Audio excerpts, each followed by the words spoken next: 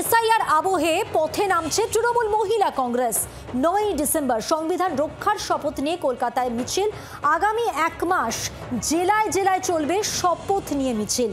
জোট বাঁধো, তৈরি হও, বাংলার অধিকার বুঝে নাও স্লোগান নিয়ে গোটা রাজ্য জুড়ে মিছিল করবেন তৃণমূল কংগ্রেসের মহিলা সংগঠন।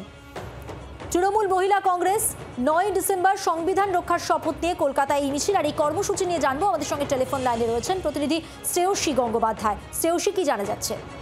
দেখো, যেটা জানা যাচ্ছে এক্ষেত্রে কিন্তু এই যে এসআইআর এর যে আবহ, সেই আবহের মধ্যে কিন্তু এবার তৃণমূল মহিলা কংগ্রেস তারা এবার পথে নামতে চলেছেন। এবং তোমাকে যেটা জানিয়ে রাখি যে এক্ষেত্রে যেটা স্থির হয়েছে যে 9 তারিখে সংবিধান বাঁচানোর অঙ্গীকার নিয়ে এক্ষেত্রে একটা বড় মিছিল হবে কলকাতাতে, যেখানে সংবিধান রক্ষার শপথ নেওয়া হবে। এবং তারপরে আগামী এক মাস, অর্থাৎ 9 তারিখের পর থেকে আগামী এক মাস প্রত্যেক জেলাতে কিন্তু মহিলারা এই মিছিল করবেন।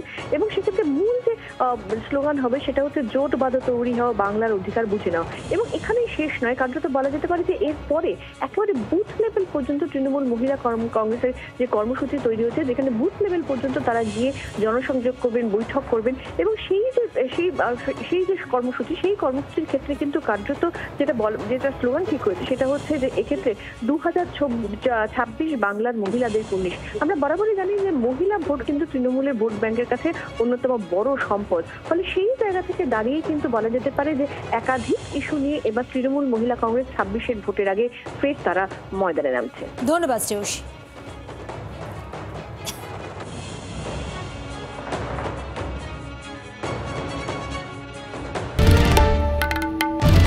বাংলার আওয়াজ, বাঙালির আবেগ, জি 24 ঘন্টা।